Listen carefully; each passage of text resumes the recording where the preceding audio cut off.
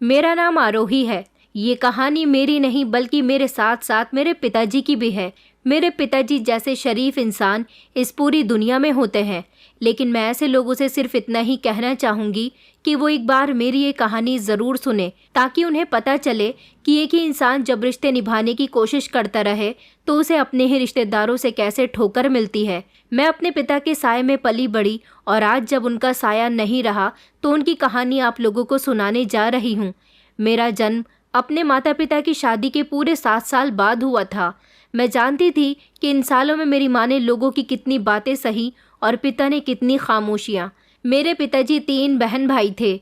सबसे बड़े मेरे पिताजी, उनसे छोटे मेरे चाचा और सबसे छोटी मेरी बुआ। मगर इन तीनों में सिर्फ मेरे पिता ने जिंदगी की जिम्मेदारियां उठाई। वो सिर्फ बड़े भाई नहीं थे, वो एक पिता और सहारा भी थे, अपने बहन भाइयों के लिए भी और मेरे लिए भी। मेरे चाचा अपने आप को हमेशा ऊंचा बनाकर रखते थे, मगर उनके पास बड़ापन नहीं था। उन्होंने छोटे होने का खूब फ़ायदा उठाया और मेरे पिता को बड़ा बनाकर उनके भोलेपन का भी खूब फ़ायदा उठाते रहे। मेरे पिताजी अपने छोटे भाई के सामने खामोश रहते थे। किसी ने कभी नहीं पूछा कि जो इंसान दिन रात मेहनत कर रहा है वो क्यों खामोश रहता है। चाचा जी ने पिताजी से कहा कि भैया, कल बाज़ार से बच्चों के लिए कपड़े लेते आना, फीस भी देनी है उनके स्कूल की। चाचा जी हर हफ्ते मेरे पिता के सामने कोई ना कोई नई फरमाइश रख दिया करते थे और मेरे पिता इनकार नहीं करते थे, सिर्फ इसलिए कि वो बड़े हैं और सबकी ज़रूरतें पूरी करना उनकी जिम्मेदारी है। बुआ का अंदाज भी थोड़ा अलग था। वो रोज़ नहीं तो हर दूसरे तीसरे दिन आ जाती थी। उनकी ससुराल करीब में ही थी। कभी रोते हुए, कभी गुस्से में, कभी हंसते हुए पिताजी से कहती कि भैया, मेरे पति ने फिर मुझ पर हाथ उठाया। बच्चों को 2-3 दिन से खाने को कुछ नहीं मिला। पिताजी की आंखों में हमदर्दी छा जाती थी, इसलिए वो घर में जो होता वो उनको थमा दिया करते थे। माँ ये सब खामोशी से देखती रहती थी। पहले तो उन्होंने पिताजी को रोकने की बहुत कोशिश की, फिर वो चुप हो गई। मैं बचपन से देखती आ रही थी कि मेरे पिता अपने बहन भाइयों की खातिर सब कुछ कुर्बान करते रहे। न उन्होंने कोई नखरा किया, न कभी ऊंची आवाज़ में किसी से बात की। वो सबका बोझ अपने कंधों पर उठाए चलते रहे। बुआ घर में आती तो माँ के कामों में कमियां निकाला करती थी कि ये सब्ज़ी तुमने कैसी बनाई है, तुम्हें कुछ भी नहीं आता। कभी मेरे भाई को तुमने एक कप चाय भी ठीक से नहीं दी। माँ खामोशी से उनकी बातें बर्दाश्त करती रहती थी। मैं उस समय छोटी थी, कोई भी बात समझ नहीं पाती थी कि आखिर ऐसा क्यों हो रहा है, लेकिन वक्त के साथ ये सवाल मेरे अंदर जम गया। हमारे घर में मेरी माँ हमेशा खामोश रहती थी। दिन भर खामोशी और रात को कुछ अजीब सी हरकतें। कभी पानी में अपने हाथ रखकर बैठ जाती तो कभी खामोशी से छत को देखती रहती और मेरे पिताजी वो बस खामोश रहते, कोई सवाल नहीं करते। एक दिन माँ ने उनसे चीख कर कहा, तुम कुछ कहते क्यों नहीं हो? ये सब कुछ तुम्हारी आंखों के सामने होता है। पिताजी ने सिर्फ इतना कहा कि ये मेरे अपने हैं, मैं इन्हें तकलीफ में कैसे छोड़ दूं? मैं भी अब अपने पिताजी की कुर्बानियों को दिन ब दिन महसूस करने लगी थी। वो खुद नए कपड़े नहीं पहनते थे, लेकिन चाचा के बच्चों के लिए नए कपड़े खरीदकर ज़रूर देते थे। वो तो अपने आगे का निवाला भी उठाकर चाचा और उनके परिवार को दे दिया करते थे। मेरे पिताजी ने अपनी मेहनत से बहुत सारी ज़मीन जायदाद खड़ी कर दी थी, ज़मीन, दुकान, पैसे, लेकिन उन्होंने सब कुछ अपने बहन भाइयों में बांट दिया। एक दिन मैंने मुस्कुराकर पूछा कि पिताजी, आपने सब कुछ क्यों बांट दिया? तो उन्होंने कहा कि बेटा, ये सब ऊपर वाले का दिया हुआ है, मैं अकेला कैसे रख सकता हूँ।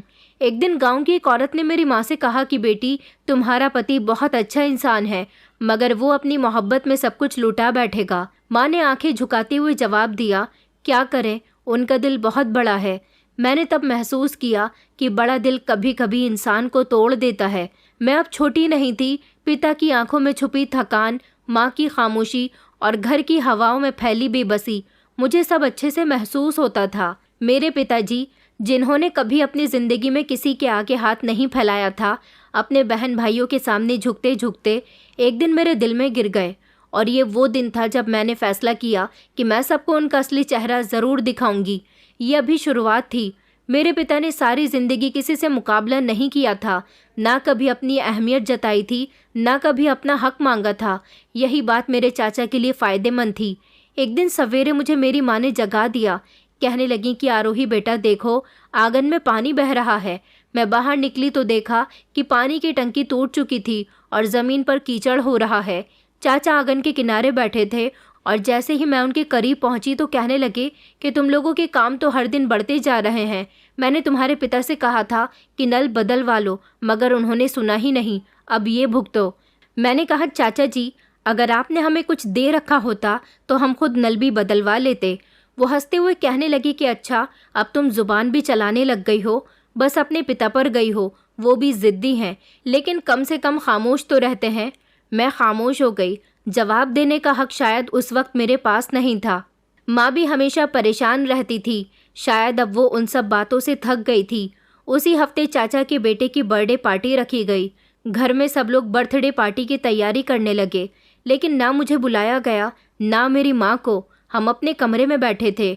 देर रात जब सारा शोर ख़त्म हुआ तो माँ ने कहा, हम इस घर में होते हुए भी गैर हैं। मैंने उनका हाथ थाम कर कहा कि माँ, एक दिन सब खत्म हो जाएगा। अगले दिन चाची ने सही से बर्तन ना धोने पर माँ को ताना दिया। ये बर्तन तो देखो, ऐसा लगता है जैसे किसी अंधे ने धोए हों, अब इन्हें दोबारा से धोना। माँ ने कुछ नहीं कहा, बस सर झुका लिया। पिताजी ने ये सब सुना, लेकिन हमेशा की तरह खामोश रहे। माँ की हालत दिन ब दिन बिगड़ती जा रही थी। एक दिन चाचा ने सब लोगों के सामने ऐलान किया कि अब मैं इस घर में नहीं रह सकता। ये मुझे रास नहीं आता, हर समय यहाँ शोर शराबा रहता है। उन्होंने पिताजी से कहा कि भैया, मुझसे भाभी की कही हुई बातें बर्दाश्त नहीं होती। पिताजी ने कहा कि तुम अलग मत रहो, मैं कोई ना कोई बंदोबस्त कर लूँगा। तभी चाची कहने लगी कि इसीलिए कोई छोटा सा घर खरीद दो भैया, हम यहाँ नहीं रहेंगे। तभी चाचा ने भी जोर दिया कि नहीं भैया, बच्चों का भी यहाँ मन नहीं लगता। अब पिताजी ने चाचा के लिए घर खरीदना शुरू कर दिया था। देर रात तक घर से बाहर रहते, उनके लिए अच्छा और मजबूत घर अपने ही मोहल्ले में तलाश कर रहे थे। फाइनली मेरे पिताजी को एक छोटा और साफ सुथरा सा घर चाचा जी के लिए मिल गया था। वो दिन भी आ गया जब चाचा के परिवार ने खुशी खुशी अपना सामान बांधा और हमारे घर से चले गए। मुझे लगता था कि अब हमारी ज़िंदगी में कुछ सुकून आ जाएगा, लेकिन जो खामोशी घर में फैल गई थी वो और ज़्यादा बढ़ गई। लेकिन माँ ने मुझसे कहा कि बेटा, तुम्हारे पिताजी का ब्लड प्रेशर बहुत बढ़ा हुआ है, उनसे कहो कि दवाई ले लें। मैं पिताजी के पास गई। मैंने कहा, पिताजी, आपको दवाई की ज़रूरत है, चलिए डॉक्टर के पास चलते हैं। उन्होंने मेरी तरफ देखा और मुस्कुराकर कहने लगे कि बेटा, तुम्हारे चाचा ये न समझे कि मैं उनसे हिसाब बराबर कर रहा हूँ, रहने दो, मेरी तबीयत खुद ठीक हो जाएगी। मैं हैरान रह गई थी। मेरे पिताजी के लिए उनका भाई इतना ज़रूरी था कि वो अपनी सेहत का भी ख्याल नहीं रख रहे थे। पता नहीं पिताजी के दिल में क्या चल रहा था। मोहब्बत भी नहीं थी, तरस भी नहीं था, तो फिर क्या था?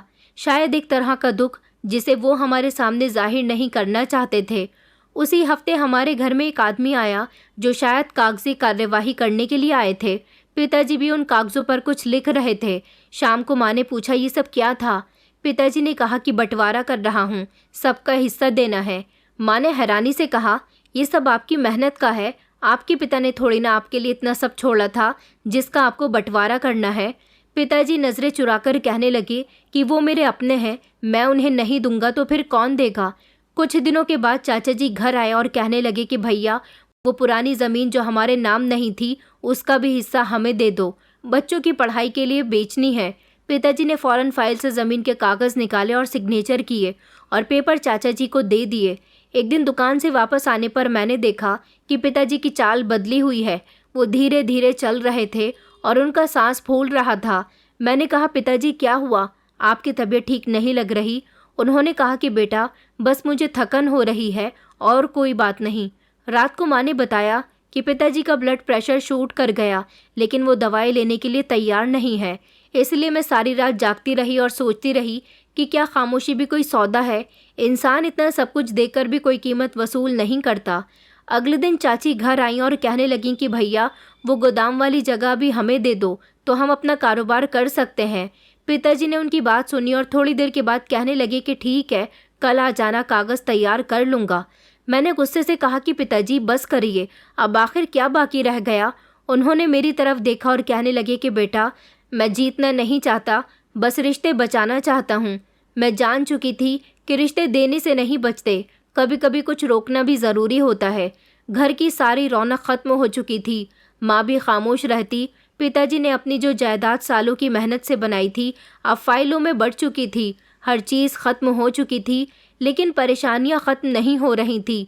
चाचा अपने नए घर में थे, लेकिन रोज़ किसी न किसी बहाने से हमारे घर आते, कभी पानी मांगने तो कभी सिर्फ पिताजी पर नज़र जमाने। एक दिन मैं आंगन की सफाई कर रही थी कि बुआ आ गईं। दरवाज़ा खुला हुआ था। वो बिना इजाज़त घर के अंदर आईं। उनके साथ उनकी बेटी भी थी और कहने लगीं कि भैया कहाँ हैं। मैंने कहा कि पिताजी कमरे में आराम कर रहे हैं। वो जल्दी जल्दी चलते हुए अंदर चली गईं। दरवाजे की आड़ से मैंने देखा कि वो पिताजी के पास जाकर बैठ गईं और कहने लगीं कि भैया, मुझे आपसे बात करनी है। अब आप मुझसे कुछ भी छुपा नहीं सकते। पता है कि आपके पास अभी भी 2 ज़मीनें बची हुई हैं जिनके बारे में आपने किसी को नहीं बताया। पिताजी ने करवट ली और धीमी आवाज़ में कहने लगे कि वो ज़मीनें बच्चों के लिए हैं, मेरी बेटी के लिए। बुआ जी को अचानक गुस्सा आ गया। उन्होंने कहा, भैया क्या मतलब है आपका? क्या हम आपके सगे नहीं हैं? तुमने तो हमेशा हमें दिया, अभी भी हमें दो, हमें हक है आपकी जायदाद लेने का। मैं कमरे के अंदर गई। मैंने कहा, बुआ जी, पिताजी की तबीयत ठीक नहीं है, तेज़ आवाज़ में बात मत करिए। उन्होंने मुझे घूर कर देखा और कहने लगी, तो अब तुम मुझे समझाओगी? तुम लोग आखिर खुद को क्या समझ रहे हो? अभी बात खत्म नहीं हुई थी कि चाचा जी भी आ गए। शायद बुआ ने उन्हें बुलाया था। अंदर आते ही चाचा जी कहने लगे कि भैया, तुम्हारे पास जो ज़मीन है वो हमें चाहिए, बराबर का हिस्सा। और अभी तभी पिताजी ने अपनी आंखें बंद कर ली। उनका चेहरा पीला हो चुका था, लेकिन चाचा रुके नहीं। उन्होंने कहा कि सारी ज़िंदगी आपने हमें काफ़ी कुछ दिया, तो फिर ये ज़मीनें क्यों नहीं? जब बेटी जवान हो गई है तो तुम्हें विरासत का होश आ गया। मुझे उन लोगों को देखकर गुस्सा आ रहा था। मैंने कहा कि प्लीज़ चाचा जी खामोश हो जाइए, मेरे पिताजी की तबीयत ठीक नहीं है और इस समय आप लोग ये बातें लेकर बैठ गए। चाचा जी कहने लगे कि तुम भी बोलने लगी हो। भैया, अब तुम ही फैसला करो और अभी करो। पिताजी ने कहा कि ये ज़मीन मैंने अपनी बेटी के नाम की है, मुझे अपनी बेटी को भी तो कुछ देना है। बुआ हंसने लगी और कहने लगी कि बेटी को ज़मीन देकर क्या करोगे? वो तो कल को पराए घर चली जाएगी, तुम्हारे साथ तो हम लोग रहेंगे। तुम्हें हमारे बच्चों की फ़िक्र करनी चाहिए भैया। चाचा ने ज़ोर से कहा कि कल हम आ रहे हैं, ज़मीन के कागज़ ले आएंगे। फिर वो दोनों चले गए। पिताजी का सांस ज़ोर ज़ोर से फूलने लगा। उनके चेहरे पर पसीना आ गया। माँ दौड़ती हुई आई, उनके हाथ में दवाई थी। उन्होंने जल्दी से पिताजी को दवाई दी। आज पिताजी की हालत ज़्यादा ख़राब थी, हर दिन ऐसी नहीं होती थी। वो कुछ कहने के काबिल नहीं रहे थे। शाम के समय जब पिताजी की तबीयत कुछ बेहतर हुई तो मैं उनके कमरे में गई। मैंने उनको रोते हुए देख लिया। जब उन्होंने मुझे देखा तो मुझे अपने पास बुलाया और कहने लगे कि बेटा, कभी किसी को मत बताना कि घर के मर्द भी रोते हैं। पिताजी को देखकर मुझे बहुत अफसोस हो रहा था। अगले दिन चाचा सच में आ गए थे। उनके हाथ में कागज़ थे और साथ में एक वकील, जिन्होंने कहा कि बस एक दस्तखत करवा दो ताकि आगे कोई परेशानी न हो। पिताजी ने कागज़ देखे और धीरे से कहा कि कुछ दिन और दे दो, मैं सोच लूँ। चाचा को गुस्सा आ गया।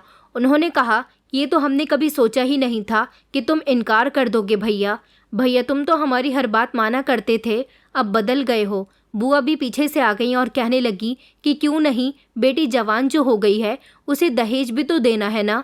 मेरे पिताजी कुछ नहीं बोले, लेकिन अब मेरी बर्दाश्त ख़त्म हो चुकी थी। मैंने कहा, बुआ जी, मेरे पिताजी ने आप लोगों को सारी ज़िंदगी दिया, सारी ज़िंदगी आपका ख्याल रखा।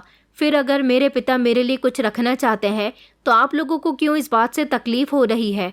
बुआ जी कहने लगीं कि देखो भैया, तुम्हारी बेटी कितनी बदतमीज़ी से बोल रही है। इसे तो अब छोटे बड़े का लिहाज ही नहीं रहा। आपने अपनी बेटी को ज़्यादा ही छूट दे दी है। भैया, हम तुम्हें वक्त दे रहे हैं, लेकिन ज़्यादा नहीं। इतना कहकर वो लोग चले गए थे। पिताजी की तबीयत और ज़्यादा बिगड़ गई। वो बिस्तर पर ज़्यादातर वक्त गुजारने लगे थे। मैं हर रोज़ अपने पिताजी को परेशान और बीमार देखती तो समझ जाती थी कि ये सब कुछ उनकी शारीरिक हालत की वजह से नहीं, वो अंदर से भी टूट रहे हैं। अगले दिन मैं किचन में काम कर रही थी। माँ घर की सफाई में लगी हुई थी। पिताजी अपने कमरे में थे। तभी अचानक एक ज़ोरदार आवाज़ आई, जैसे कुछ गिरने की आवाज़ हो। मैं भागकर बाहर गई तो मुझे पिताजी के कमरे से खटखट की आवाज़ आने लगी। मैं जैसे ही पिताजी के कमरे में गई तो वो अपने बिस्तर से नीचे गिर चुके थे। उनका शरीर अकड़ा हुआ था। एक तरफ का शरीर बेजान और चेहरा टेढ़ा हो गया था। मैंने चिल्लाकर कहा कि पिताजी, तो माँ भी वहाँ पर आ गई थी। पिताजी कुछ कहने की कोशिश कर रहे थे, लेकिन उनकी ज़ुबान साथ नहीं दे रही थी। मैंने जल्दी से पड़ोस के अंकल को आवाज़ दी, जो भागते हुए घर पर आए। उन्होंने पिताजी की हालत देखी और कहने लगे कि जल्दी से अस्पताल चलो, लगता है कि इन्हें पैरालाइज का अटैक हुआ है। हम उन्हें रिक्शा में बिठाकर जल्दी से करीब के अस्पताल ले गए थे। अस्पताल में फ़ौरन उन्हें एडमिट कर लिया गया। डॉक्टर ने चेकअप करने के बाद बताया कि इनके दिमाग का एक साइड का हिस्सा डैमेज हो चुका, बोलने और चलने फिरने की कंडीशन अभी नहीं है। जल्दी से हमें इलाज शुरू करना होगा, वरना और ज़्यादा नुकसान हो सकता है। माँ रोने लगी। उन्होंने डॉक्टर के आगे हाथ जोड़कर कहा कि कुछ भी करो, बस हमें इन्हें बचाना है। पिताजी को इमरजेंसी वार्ड में दाखिल कर दिया गया था। मैंने चाचा को फ़ोन किया, उनको इस बारे में बताया और बुआ को भी। दोनों ने कहा कि हम देखते हैं कि टाइम मिला तो आ जाएंगे, लेकिन 4 दिन गुजर गए थे। कोई भी अस्पताल पिताजी की हालत देखने के लिए नहीं आया था। अस्पताल में हमारा समय बहुत बुरा गुजरा था। कभी दवाई ख़त्म हो जाती थी, कभी इंजेक्शन का खर्चा निकल आता था। माँ ने पुरानी चूड़ियाँ निकाली, मैंने अपना छोटा मोटा सामान बेच डाला, लेकिन पिताजी की दवाई रुकने नहीं दी। पिताजी की आधी साइड का शरीर पूरी तरह से डैमेज हो चुका था। न हाथ हिलते थे न पैर। एक दिन पिताजी ने हाथ के इशारे से मुझे बुलाया। उनकी उंगली दरवाजे की तरफ उठी, जैसे वो किसी का इंतज़ार कर रहे हों। मैं समझी कि शायद बुआ और चाचा जी की बात कर रहे हैं। मैंने कहा, पिताजी अभी तक कोई नहीं आया। तभी अचानक उनकी आंखों में नमी उतर आई। मैंने उनका हाथ पकड़कर कहा कि पिताजी, बस मैं और माँ हैं आपके साथ, आपको घबराने की ज़रूरत नहीं है, आप ठीक हो जाओगे। डॉक्टर ने 1 हफ्ते बाद हमें पिताजी को घर ले जाने की इजाज़त दे दी थी, लेकिन इलाज जारी रखना होगा। हम उन्हें घर ले आए, उनके कमरे में उनको शिफ्ट कर दिया गया। सब कुछ वैसा ही था, सिर्फ पिताजी वो नहीं रहे थे जो कि पहले हुआ करते थे। मैं पिताजी को हर वक्त साफ रखती थी, उनके लिए दरवाजे की तरफ देखना मामूली बन गया था। एक दिन मैंने पूछा, पिताजी आप कुछ कहना चाहते हो? उन्होंने सर हिलाया। मैंने एक डायरी और पेन निकालकर उनके पास रख दिया। उन्होंने धीरे धीरे हाथ से कुछ लिखा। काफ़ी देर बाद कोशिश करने के बाद जब वो अपनी बात पेपर पर लिख चुके तो मैंने देखा कि उस पर 3 शब्द लिखे हुए थे, माफ़ करना। मेरी आंखों में आंसू आ गए। मैंने कहा, पिताजी आपको किससे माफ़ी मांगनी है? आपने तो कभी किसी के साथ गलत नहीं किया, कभी किसी का हक नहीं खाया। उन्होंने अपनी आंखें बंद कर लीं, जैसे वो आगे भी कुछ कहना चाहते हों। उसी दौरान चाचा के बेटे की शादी की तैयारियां चल रही थीं। मोहल्ले में शोर था, गाने बज रहे थे, लाइटिंग लग रही थी, लेकिन हमारे घर में खामोशी थी। माँ ने एक बार कहा कि देखा, वहाँ शादी की तैयारी हो रही है, लेकिन एक बार भी आकर भाई की तबीयत नहीं देखी। मैंने कुछ नहीं कहा। कुछ बातें सिर्फ खामोशी से सुनी जाती हैं। अब जिंदगी का हर दिन पिताजी के इशारों और प्रार्थनाओं के साए में गुजरने लगा। पिताजी को बिस्तर से लगे हुए 1 महीना होने को आ चुका था। मैं और माँ पूरी तरह से उनका ख्याल रख रहे थे, लेकिन हमारी ज़िंदगी बस उन्हीं के आसपास घूमने लगी थी। उनकी दवाइयाँ, पट्टियाँ और दवाई का रोज़ का खर्चा, सब कुछ अब किसी बंदोबस्त के बिना था। एक दिन मैं दवाई लेने गई तो पुरानी दुकान के सामने रुकी। दुकान वही थी जिसे पिताजी ने बरसों पहले अपने हाथों से बनाया था। वो दुकान जिससे घर के चूल्हे जलते थे, लेकिन उस दुकान पर ताला लगा हुआ था। फिर मैंने दुकान के अंदर झांक कर देखा तो कुछ लोग माल उतार रहे थे।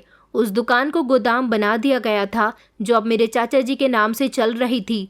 मैं घर आई और मैंने इस बारे में माँ को बताया। वो सुनकर खामोश हो गई। फिर कहने लगीं कि मैंने कुछ दिन पहले सुना था कि वो किसी नए कारोबार की बात कर रहे थे। मैंने कहा कि माँ, लेकिन ये दुकान तो पिताजी की थी। माँ कहने लगीं कि बेटा, अब हमारा कुछ भी नहीं रहा। उसी दिन मैंने शाम को चाचा जी के घर जाने का फैसला कर लिया। दरवाजे पर दस्तक दी तो चाची ने दरवाज़ा खोला। मैं अंदर चली गई तो चाचा अपने स्टडी रूम में बैठे हुए थे। मैंने कहा, चाचा मुझे आपसे कुछ बात करनी है। उन्होंने नज़र उठाई और कुर्सी से पीछे होकर कहने लगे कि क्या परेशानी है? वो दुकान तो मेरे पिताजी की थी, लेकिन अब गोदाम बन चुकी है। चाचा जी ने मेरी तरफ घूर कर देखा और कहने लगे, तो अब तुम इस बात का हिसाब किताब रख रही हो? मैंने कहा कि वो दुकान हमारी रोजी रोटी थी, पिताजी की मेहनत की थी। उन्होंने कुर्सी घुमाकर मुझसे मुंह मोड़ लिया। फिर हंसते हुए कहने लगे कि देखो आरोही, तुम लड़की हो और लड़कियां इन कामों में नहीं बोलती। तुम अपने पिताजी का इलाज करो, हम बिजनेस संभाल लेंगे। मैंने कहा, मैं सिर्फ इतना चाहती हूँ कि जो हमारा हक है वो हमें वापस दिया जाए। उन्होंने कहा कि तुम्हारे पिता ने खुद मुझे दुकान का हक दे दिया था। मैंने कहा, मुझे इस बात का सबूत चाहिए। तो उन्होंने गुस्से से पलटकर मेरी तरफ देखा। कहने लगे कि तुम मुझसे सबूत मांग रही हो? तुम एक लड़की हो और तुम्हारे जैसे लोग सिर्फ सवाल कर सकते हैं, फैसला नहीं। मैंने कहा कि अब वक्त बदल चुका है, मैं लड़की हूँ लेकिन कमज़ोर नहीं। उन्होंने कहा कि जाओ यहाँ से, जाकर अपना घर संभालो। मैं चुपचाप वापस आ गई थी। मैंने फैसला कर लिया था कि अब कानूनी मदद ली जाए। माँ को आकर बताया तो वो घबरा गईं, कहने लगी कि बेटा, दुश्मनी मोल लेना आसान नहीं है। मैंने कहा माँ, ये दुश्मनी नहीं, हमारा हक है। अगर अब हम आवाज़ नहीं उठाएंगे तो कब उठाएंगे? मैं मोहल्ले के एक वकील के पास गई, उनको सब कुछ बताया और ज़मीन जायदाद के कागज़ भी दिखाए। उन्होंने ध्यान से देखा, फिर कहने लगे, अगर आपके पास असली पेपर्स हैं तो आप कानूनी दावा कर सकती हैं। मैंने पिताजी की पुरानी फाइलों से काफ़ी कुछ ढूंढने की कोशिश की, लेकिन कुछ कागजात गायब थे। वकील ने कहा कि ऐसा लगता है कि जानबूझकर रिकॉर्ड से कुछ निकाला गया है, हम इन्वेस्टिगेशन कर सकते हैं। उसी रात मैं पिताजी के पास बैठी थी, उनकी आंखों में थकन और चेहरे पर खामोशी थी। मैंने धीरे से कहा कि पिताजी, मैं आपका सब कुछ वापस लेना चाहती हूँ। उन्होंने नज़र मेरी तरफ घुमाकर देखा और इशारा किया, जैसे पूछ रहे हों, क्या? मैंने कहा, जो आपका हक था, जो हमारा हक था, वो ज़मीन, दुकानें, मैं उनके लिए लड़ना चाहती हूँ। पिताजी की आंखों में चमक आ गई, जैसे उनके अंदर की रोशनी थोड़ी सी वापस आ गई हो। मैं शाम तक पिताजी की देखभाल करती रही, लेकिन अब हमारे पीछे गरीबी भी पड़ चुकी थी। रोज़ की ज़रूरतें अब ज़रूरत से आगे बढ़ चुकी थीं। दवाइयों की लिस्ट महंगी हो गई थी और पैसे दिन ब दिन कम होते जा रहे थे। पिताजी की बचत भी अब ख़त्म होने को आ गई थी और हमारे पास अब आमदनी का कोई रास्ता नहीं था। एक दिन माँ ने कहा कि बेटा, मैं सोच रही हूँ मोहल्ले के कुछ घरों में काम शुरू कर देती हूँ। सुबह से शाम तक काम कर लिया करूँगी तो कुछ पैसे आ जाएंगे।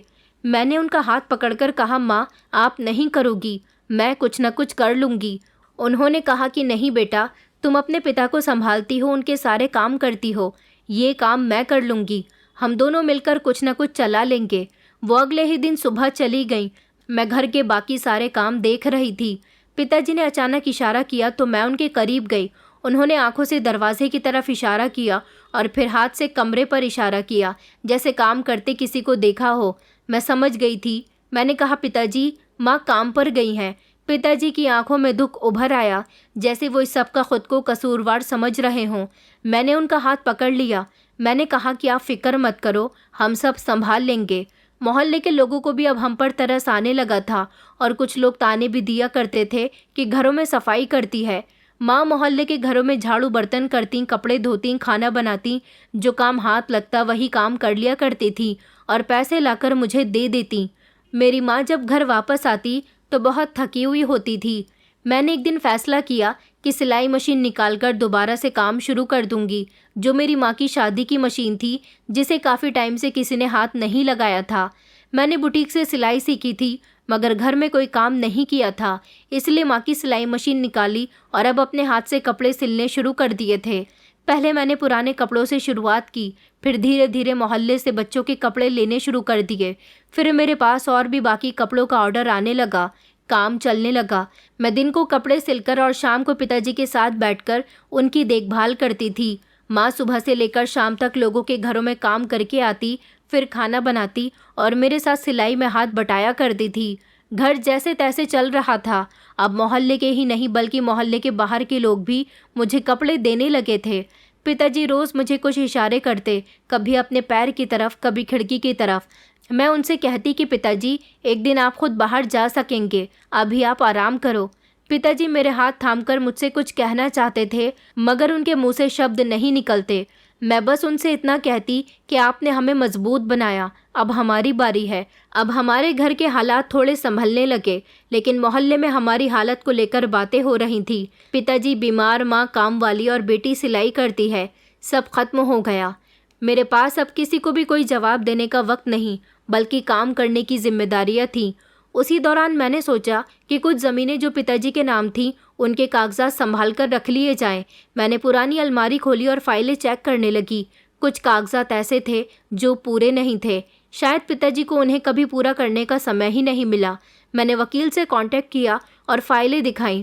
उन्होंने कहा कि अगर ये पूरी हो जाए तो आपका केस बन सकता है, लेकिन आपको पहले अपने नाम की कानूनी हैसियत लेनी होगी। एक नया रास्ता खुल रहा था, लेकिन इस रास्ते में अभी अंधेरा था। मेरे लिए दिन रात बराबर हो चुके थे। सिलाई का काम, कागजात की देखभाल और बाकी सारे काम भी संभालना। सुबह का समय था। माँ नाश्ता बनाने में बिजी थी और मैं सिलाई कर रही थी। पिताजी कमरे के अंदर अपने बिस्तर पर लेटे थे। उनके चेहरे पर आज कुछ खास बेचैनी थी, जैसे नींद पूरी नहीं हुई हो। मैं अपना काम छोड़कर उनके पास जाकर बैठ गई। उनसे कहने लगी कि आप ठीक हो? उन्होंने हल्की सी पलक झुकाकर इशारा दिया कि हाँ, लेकिन उनका सांस तेज हो रहा था। मैंने हाथ थामकर महसूस किया कि उन्हें बहुत तेज पसीना आ रहा है और उनकी उंगलियां ठंडी पड़ रही थी। मैंने फौरन माँ को आवाज़ दी, माँ जल्दी आओ, पिताजी की तबीयत बिगड़ रही है। वो जल्दी से आईं, कुछ पुरानी दवाइयाँ निकालने लगीं। पिताजी का शरीर कांपने लगा और चेहरा पूरी तरह से पीला हो गया था। मैंने उनको पानी पिलाने की कोशिश की, लेकिन वो निगल नहीं पा रहे थे। मैंने कहा, माँ हमें अस्पताल जाना पड़ेगा, ऐसा लगता है पिताजी को अटैक हुआ है। माँ रोने लगी और कहने लगी कि बेटा पैसे कहाँ से आएंगे, मेरे पास तो सिर्फ थोड़े से ही पैसे पड़े हुए हैं। मैंने अपनी सिलाई के पैसे निकाले, वो भी थोड़े ही थे, लेकिन वो अस्पताल तक ले जाने के लिए तो काफ़ी थे। मैंने और माँ ने जल्दी से पिताजी को अस्पताल ले जाने का बंदोबस्त किया। मैंने माँ से कहा, माँ आप अभी रुको, मैं आती हूँ। मैं जल्दी से चाचा जी के घर पर गई, दरवाज़ा बजाया तो दरवाज़ा चाची ने खोला। उनके हाथ में चाय का कप था और चेहरे पर सुबह की सुस्ती। मुझे देखकर उनके माथे पर बल पड़ गए। कहने लगी कि क्या बात है, क्यों आई हो यहाँ? मैंने कहा कि चाचा जी से मिलना है, पिताजी की तबीयत बहुत बिगड़ गई है, उन्हें अस्पताल ले जाना है। उन्होंने चाचा जी को आवाज़ लगाई, सुनो आलोक, तुम्हारी भतीजी आई है, तुम्हारे भाई की तबीयत ख़राब है। तभी चाचा जी बाहर आए, साफ सुथरे कपड़ों में, जैसे कहीं जाने की तैयारी में हों। उन्होंने मुझे ध्यान से देखा, फिर कहने लगे कि हाँ क्या हुआ है भैया को? मैंने कहा कि चाचा दूसरा अटैक लग रहा है, हाथ पैर कांप रहे हैं उनके, पिताजी को अस्पताल ले जाना है, मेरे पास तो पैसे नहीं हैं, आप प्लीज़ साथ चलिए। उन्होंने दिमाग झटका, फिर कहने लगे कि देखो बेटा, मेरे पास पहले ही काफ़ी काम है, बिजनेस की मीटिंग है और तुम्हें तो पता है कि मैं अब हर बात पर फ़ौरन नहीं रुक सकता। मैंने रोते हुए कहा कि चाचा जी मेरे पिताजी की जान खतरे में है, बस शहर के अस्पताल तक उन्हें लेकर चलिए। उन्होंने गुस्से से कहा कि मैंने तुम्हारे पिताजी की जिम्मेदारी नहीं उठाई हुई। मुझे जैसे चाचा की ये बात बहुत बुरी लगी। मैंने कहा, चाचा जी आपने मेरे पिताजी की ज़मीन ली, दुकान ली, उसे गोदाम बना लिया, सब कुछ आपके पास है, कम से कम आप अपने उस बड़े भाई को तो बचा लीजिए जिसने सारी ज़िंदगी आपका ख्याल रखा, आपके बारे में सोचा, आपके बच्चों की फ़िक्र की। उन्होंने कहा कि नहीं आरोही, मैं बहुत बिज़ी हूँ, मेरे हाथ बंधे हुए हैं, बेहतर है कि तुम कहीं और जाकर मदद मांगो। मैं खामोशी से पलट गई। मेरे पैर भारी हो चुके थे, आंखों से आंसू निकल रहे थे, लेकिन अब समय रोने का नहीं था। जैसे तैसे एक पड़ोसी से रिक्वेस्ट करके उनकी पुरानी गाड़ी में पिताजी को अस्पताल ले गई। वही छोटा सा सरकारी अस्पताल जहां बहुत सारी भीड़ भाड़। डॉक्टर ने जल्दी से पिताजी को एडमिट करने की एडवाइस दी। दूसरा ये कि पिताजी को दूसरा पैरालाइज का अटैक हुआ था, लेकिन इस बार ज़्यादा सीरियस था। डॉक्टर ने बताया कि इनका शरीर बढ़ते हुए समय के साथ डैमेज होता जा रहा है, अगर समय पर अस्पताल नहीं लाती तो इनकी सांस भी बंद हो सकती थी। मैं कोने में खड़े होकर सब कुछ सुन रही थी। माँ ज़मीन पर बैठकर चुपचाप रो रही थी। कई घंटे पिताजी बेहोश रहे। जब शाम के समय उनकी आंख खुली तो आंखों में सिर्फ खामोशी थी। उन्होंने मुझे पहचाना नहीं। मैं उनके पास गई, हाथ पकड़कर कहा कि पिताजी मैं आपकी बेटी हूँ आरोही। उन्होंने पलक झपकाई जैसे किसी धुंधले सपने से जागे हों, लेकिन उनके अंदर हिलने ढुलने की हिम्मत नहीं बची थी।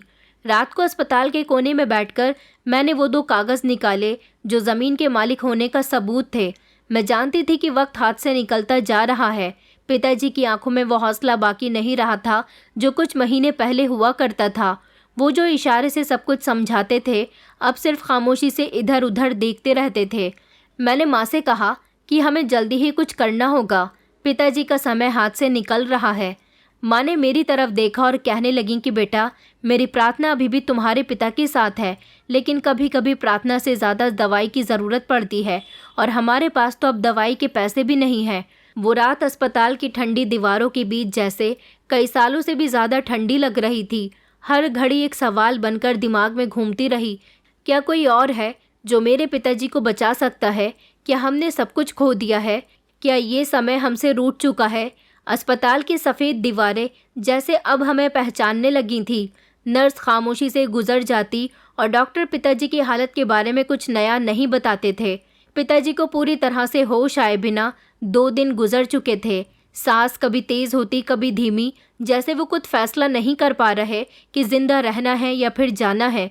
उसी रात पिताजी ने थोड़ी देर के लिए अपनी आंखें खोली। मैं उनके बिल्कुल करीब बैठी हुई थी। उन्होंने मेरी तरफ देखा, उनके होठ हिले लेकिन आवाज़ नहीं निकल रही थी। मैंने झुककर कहा कि पिताजी, आपको कुछ कहना है? उन्होंने अपनी आंखों के इशारे से कहा कि हाँ। तो मैंने जल्दी से डायरी और पेन निकाला, उनका एक हाथ थाम लिया और दूसरे हाथ में पेन दे दिया। उन्होंने अपने हाथ को थोड़ा सा हिलाने की कोशिश की, सिर्फ एक शब्द लिखा कि माफ़। मैंने अपनी आंखें बंद कर लीं और सर झुका लिया। मैंने कहा कि नहीं पिताजी, आपने कुछ गलत नहीं किया। आपने जो किया वो आपका फ़र्ज़ था और आपकी मोहब्बत थी। माँ पिताजी के लिए प्रार्थना कर रही थी कि उनके पति को सुकून मिल जाए, क्योंकि वो बहुत थक गए हैं। सुबह के समय अचानक मशीन की बीप धीमी हो गई। नर्स भागकर आई और डॉक्टर भी आए और कुछ देर बाद सिर्फ एक शब्द कहा कि सॉरी, हम इन्हें नहीं बचा सके। वक्त जैसे थम गया था। माँ की चीख निकली। मैं माँ के गले से लग गई। पिताजी अपनी ज़िंदगी की जंग हार चुके थे। मेरे पिता बिना आवाज़, बिना शिकायत किए इस दुनिया से चले गए। अस्पताल के कमरे में सन्नाटा छा गया और हम अपने पिता का शरीर घर ले जाने की तैयारी कर रहे थे। घर पहुँचे तो कुछ करीबी रिश्तेदार और आस पड़ोसी जमा होने लगे और जल्द ही उनके अंतिम संस्कार की तैयारी भी शुरू कर दी गई। मैंने चाचा जी को फ़ोन किया, रिंग जाती रही, फिर बंद हो गई। बुआ जी का फ़ोन भी बंद जा रहा था। हमने एक बार फिर से खुद ही सब कुछ संभाल लिया। अंतिम संस्कार के समय चाचा जी और बुआ जी सफ़ेद कपड़े पहनकर सीरियस चेहरे के साथ खड़े हुए थे। इधर मेरी माँ और मेरा रो रो कर बुरा हाल हो रहा था। अंतिम संस्कार के बाद खामोशी से सब लोग घर आ गए। मैं खामोश खड़ी रही। अब तो आंखों से आंसू निकलने भी बंद हो गए थे। मैंने किसी से कोई बात नहीं की और न नज़र मिलाई। घर वापस आकर पहली बार मेरी माँ बहुत ज़ोर से रोई थी। मैं उनके साथ बैठी थी, लेकिन मेरे अंदर जैसे बहुत कुछ ख़त्म हो चुका था। गुस्सा, दुख और वो खामोश नफ़रत जो मेरे अंदर पल चुकी थी। रात को दरवाज़ा खुला, चाचा आए, उनके साथ उनका बेटा भी था। आंगन में बैठते हुए कहने लगे कि बस अफसोस करने के लिए आए थे। हमारे भैया हमारे लिए सब कुछ थे। माँ ने नज़र झुका ली और मैं खामोश रही। चाचा ने कहा कि मैं सोच रहा हूँ कि अब ये घर तुम दोनों के लिए काफ़ी बड़ा हो जाएगा। वैसे भी तुम दो ही लोग तो हो, तुम्हारे लिए तो एक कमरा भी काफ़ी है। अगर तुम लोग चाहो तो कुछ हिस्सा हमें दे दो, ये बेचकर पैसे बांट लेते हैं। मुझे गुस्सा आ गया और मैंने चाचा की तरफ देखकर कहा कि चाचा जी, अभी पिताजी की मौत को 24 घंटे भी नहीं हुए और आप इस घर पर भी नज़र डालने के लिए आ गए हो। उन्होंने मुस्कुराते हुए कहा कि नहीं बेटा, ऐसी कोई बात नहीं है, तुम हमें गलत समझ रही हो। मेरा मतलब सिर्फ ये था कि तुम तो शादी के बाद अपनी ससुराल चली जाओगी, सिर्फ यहाँ तुम्हारी माँ ही तो रहेगी, तो उसके लिए कमरा भी बहुत है। इतने बड़े घर का तुम लोग आखिर क्या करोगे? पूरा घर सूना पड़ा रहेगा। इससे अच्छा है कि इसके हिस्से बंटवारे कर दिए जाएं। तुम लोग समझदारी से काम लो। मैंने उन्हें दरवाजे की तरफ इशारा करते हुए कहा कि आप यहाँ से जा सकते हैं, हम खुद समझदारी से काम ले लेंगे। चाचा पलटकर चले गए। उन्होंने कुछ नहीं कहा। उनका बेटा पीछे था, उसकी नज़रें झुकी हुई थी। अगले दिन बुआ हमारे घर आई। माँ से लिपटकर रोने लगी कि मेरा भाई इस दुनिया से चला गया, हम अकेले रह गए भाभी। माँ ने कोई जवाब नहीं दिया, वो बस सर झुकाकर बैठी रहीं। फिर थोड़ी देर के बाद बुआ कहने लगी कि सुनो भाभी, वो पुरानी ज़मीन है ना जो भैया ने शहर में ख़रीदी हुई है, अगर तुम लोग चाहो तो उसे हमें भी बांट सकते हो, ताकि कोई झगड़ा ना हो। वैसे भी भैया अपने बहन भाइयों में सब कुछ बांट कर ही अपनी ज़िंदगी की खुशियों को बढ़ाया करते थे। माँ ने सर उठाकर मेरी तरफ देखा। मैंने जवाब दिया, जिस ज़मीन की आप बात कर रही हो वो पिताजी ने मेरे नाम कर दी थी, उसके कागज़ मेरे पास हैं। अगर आपको शक है तो आप अदालत का दरवाज़ा खटखटा सकती हैं। बुआ खामोश हो गई। कुछ देर बैठी रहीं, फिर वो उठकर चली गईं। घर की दीवारों में पिताजी की याद समाई हुई थी। उनके कपड़े, उनके आखिरी दिनों की दवाइयाँ, सब कुछ वहीं का वहीं था, लेकिन वो नहीं थे। मैंने एक फ़ैसला कर लिया था कि मैं अब किसी को छोड़ूंगी नहीं। ज़मीन, दुकान, घर जो भी था वो सिर्फ हमारा था और पिताजी की आखिरी सांस ने मुझे एक नई लड़ाई के लिए तैयार कर दिया था। पिताजी के जाने के बाद जैसे हमारी ज़िंदगी एक नए मोड़ पर आ गई थी। माँ बहुत खामोश सी रहने लगी थी और मैं दिन भर बिज़ी रहने की कोशिश करती थी। दिन गुजरने लगे, सब कुछ मामूल की तरह चल रहा था। चाचा और बुआ का अब कुछ अता पता नहीं था। उस रात माँ सो चुकी थी और मैं सिलाई के कपड़े पूरे कर रही थी। मेरे अंदर सुकून नहीं था जो मुझे सोने नहीं दे रहा था। मैं कमरे में आई, पिताजी की तस्वीर अलमारी से निकाली और उसे सीने से लगाकर रोने लगी। बस मैं इतनी ही प्रार्थना किया करती थी कि ऊपर वाला इंसाफ ज़रूर करता है। मेरे पिता ने जो बर्दाश्त किया उसका हिसाब वो खुद लेगा। मैं अपने पिताजी को बहुत याद किया करती थी और रोया करती थी।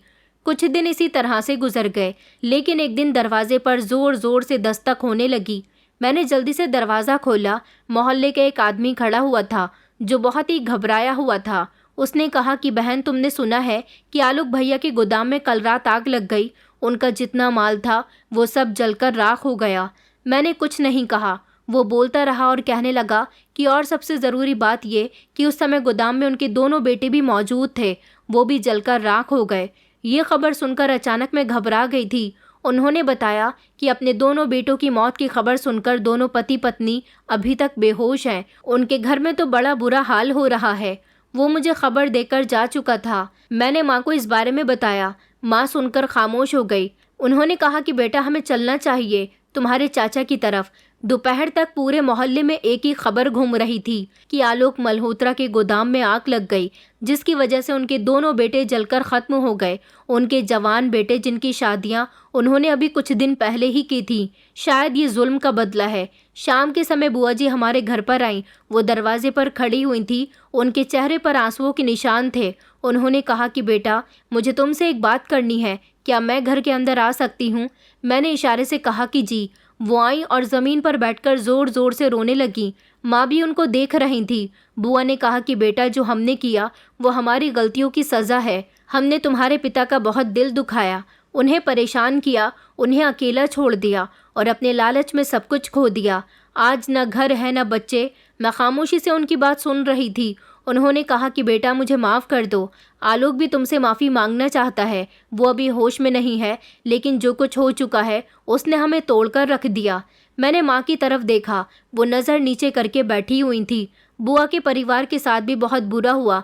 जिस घर में वो रह रही थी उनके घर की छत गिरी तो वो बेसहारा हो गई।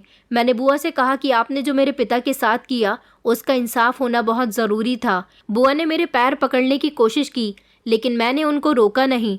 बुआ, हम रिश्ते निभाना चाहते थे, लेकिन आपने उसे कारोबार समझा। आपने कभी अपने बड़े भाई की तकलीफ़ को नहीं समझा कि वो आप लोगों से कितनी मोहब्बत किया करते थे।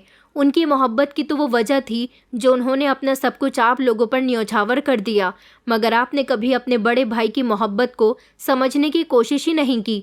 हमेशा अपने लालच को सबसे आगे रखा।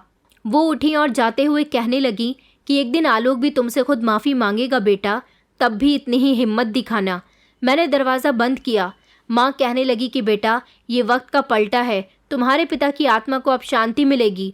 मैंने पहली बार अपने दिल में किसी बदले के बजाय इंसाफ के बारे में महसूस किया था।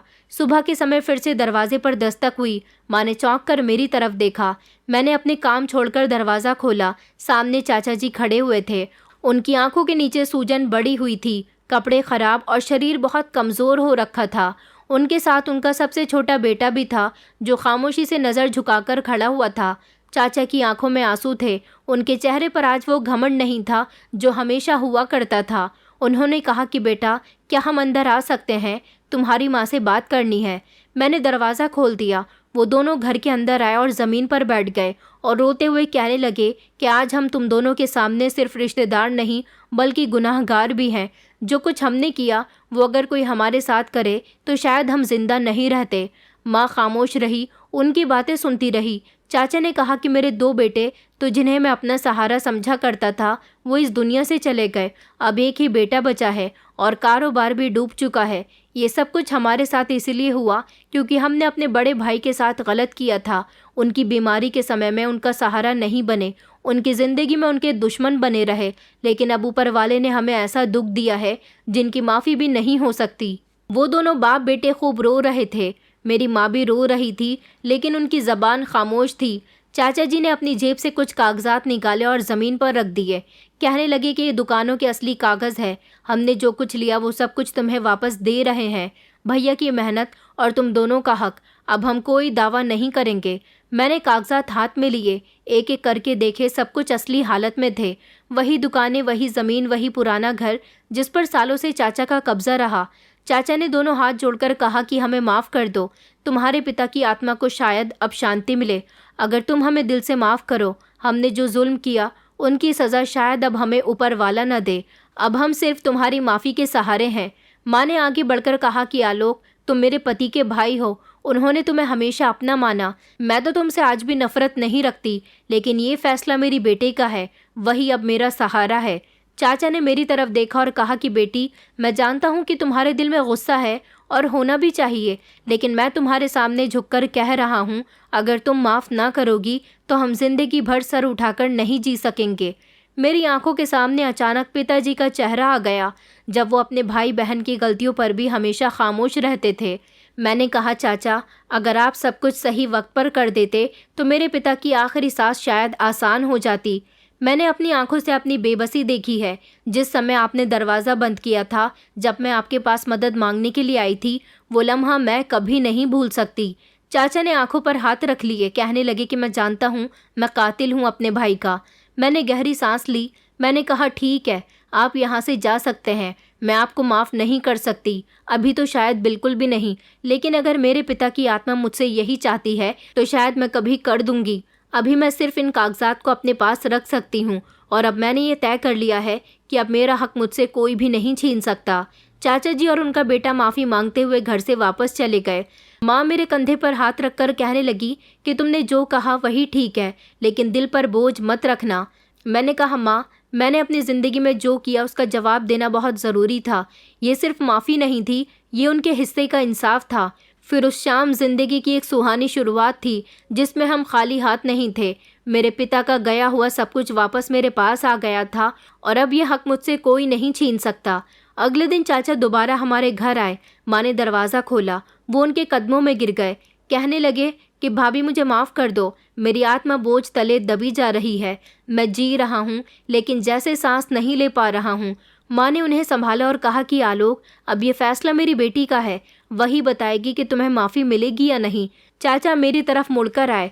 मैं खामोश खड़ी हुई थी, कागज़ मेरे हाथ में थे। उन्होंने कहा कि बेटी, जो कुछ हुआ उसके लिए मुझे माफ़ कर दो। मैं सिर्फ इतना चाहता हूँ कि मेरे मरने से पहले तुम्हारा दिल साफ़ हो जाए। मैं भैया से तो माफ़ी नहीं मांग सकता, लेकिन उसके बाद तुम ही हो जिससे मैं माफ़ी मांग सकता हूँ। मैंने कहा, आप मेरे पिता के कातिल हैं, कोई अजनबी नहीं। आपने उनकी सेवा का अच्छा बदल दिया, उनकी बीमारी में उनसे मुंह मोड़ लिया और आखिरी समय में दरवाज़ा बंद कर दिया। चाचा ने आंखें झुका ली। उन्होंने कहा कि तुम सच कह रही हो, मैं मुजरिम हूँ। वो रोते हुए वापस चले गए थे। माँ कुछ कहना चाहती थी, मगर मैं कमरे में आ गई। उसी रात मैंने सपने में अपने पिता को देखा, जो सामने खड़े हुए थे और पहली बार मेरे सपने में आए थे, लेकिन इस बार उनके चेहरे पर रिक्वेस्ट ज़्यादा थी। बेटी, तुमने बहुत कुछ झेला, जो हम नहीं बोल सके वो तुमने कह दिया। अब तुम उसे माफ़ कर दो ताकि तुम भी आज़ाद हो सको। मैंने कहा, पिताजी, उन्होंने कभी आपका साथ नहीं दिया। पिताजी ने कहा कि बेटा, उनका इंसाफ हो चुका है, तुम्हारा काम सिर्फ माफ़ करना है। ऊपर वाले ने उनको उनके कर्मों की सज़ा दे दी। मुझसे वादा करो कि मेरे भाई बहन को माफ़ कर दोगी। मैंने अपने पिता के चेहरे पर बेबसी देखी थी, इसलिए उनसे वादा किया कि ठीक है, मैं माफ़ कर दूंगी। अगली सुबह मेरी आँख खुली तो मैं चाचा जी के घर गई, जिनके घर की हालत बहुत ज़्यादा ख़राब हो रही थी, और फिर मैंने उन्हें माफ़ कर दिया। कहा कि मैं आपको माफ़ करती हूँ, लेकिन ये माफ़ी अभी भी आपको अपने भाई की तरफ से मिली है। चाचा जी शर्मिंदा होने के साथ साथ खुश भी हुए थे। मेरी इस कहानी का आखिर माफ़ी पर हुआ, लेकिन ये कमज़ोरी नहीं थी, ये एक बेटी की जीत थी, जो बदले से आगे निकलकर पिता के रिश्तों को इतना सब कुछ होने के बावजूद भी मजबूत बना चुकी थी। दोस्तों, उम्मीद करती हूँ आपको हमारी कहानी पसंद आई होगी। कहानी पसंद आई है तो वीडियो को लाइक करें, चैनल पर नए हैं तो चैनल को सब्सक्राइब करें, और हाँ, नोटिफिकेशन बेल को ज़रूर दबाएं ताकि अगली अपडेट सबसे पहले आपको मिले।